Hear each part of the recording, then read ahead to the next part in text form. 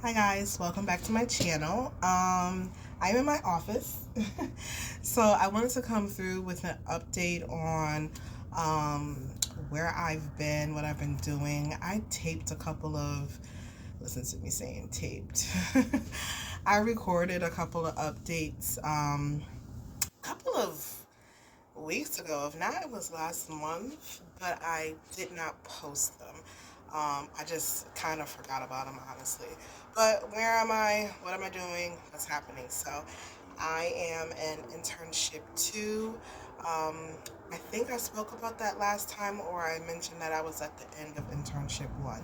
So, we are in internship two. I am getting ready to end the journey as far as becoming a counselor, and I am entering into a new one. So I will be going to school to get my PhD in counselor education and supervision.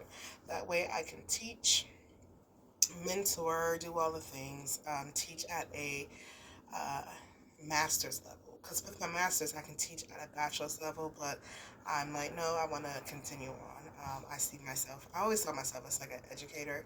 So we're going to continue on, get our education. We're moving forward, right? One degree at a time.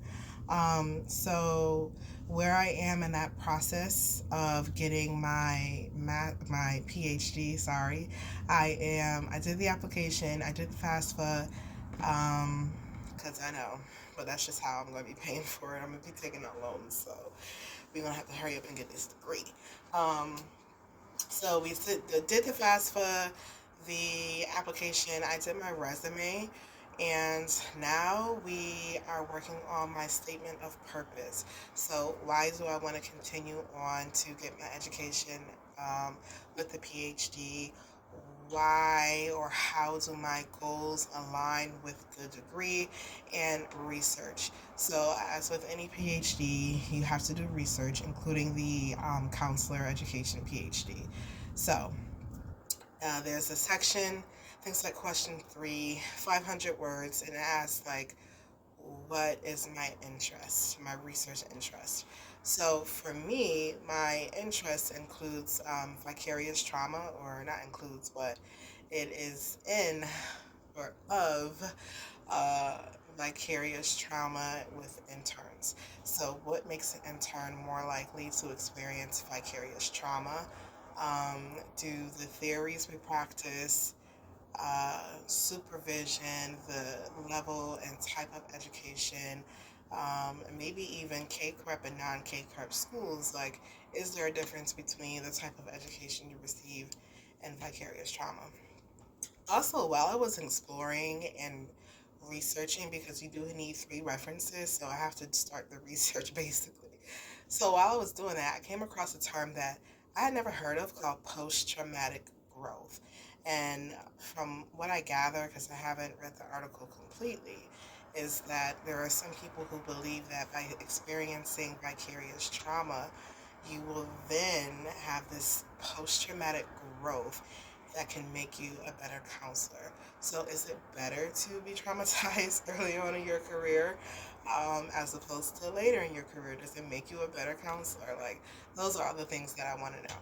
So my research interest is in vicarious trauma, and yeah, I should be starting in July. I just have to get this done, and then I will be coming to you with like PhD diaries, because there's not a lot of stuff on the internet, um, especially YouTube, as far as like going to school for your PhD in counselor education.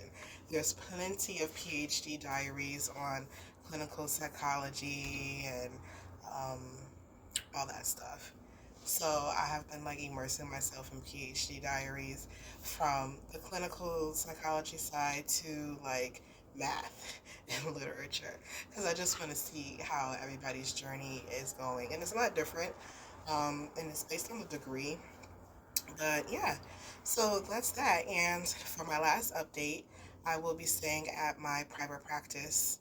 Yay! So I met with my supervisor, and we did have that conversation about me staying on board and working here. Now, I did fill out applications, well, one application for a group agency.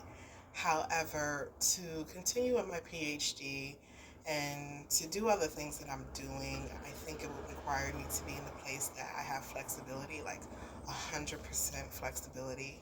And I'm gonna have to schedule like deep work time, like y'all. But I say I have been looking into PhD stuff. I have been looking, so um, I'm gonna have to schedule time to do this work. And then I'm also a wife, a mom, and a daughter, and all those things, which requires time and commitment. So that is the main reason why I'm still staying where I am interning, is because of the flexibility that it gives me, and then I will be able to do all the things that I want to do. Because I have this goal for myself, um, and where I see myself in the next like 5 years.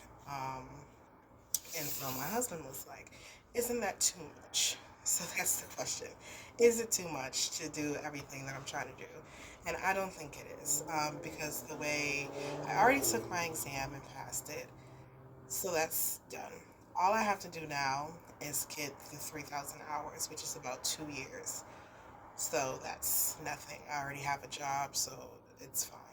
The next step is for the PhD work, which I think it takes 4 years to complete this. I can be wrong. It also depends on my pace. So that's 4 to 5 years. So in the middle of the PhD program, I'll be fully licensed and I can move in a different manner and do things differently. Um, so it is possible with the timing that I have right now. It is possible to get all of that stuff done.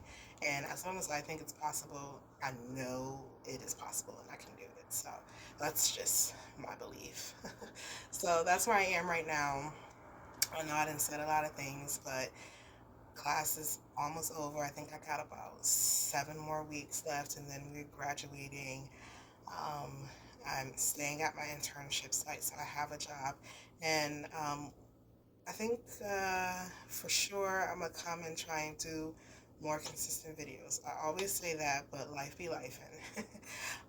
So yeah, so let's see. Graduating soon, staying where I am interning, and entering into my PhD for counselor education and super.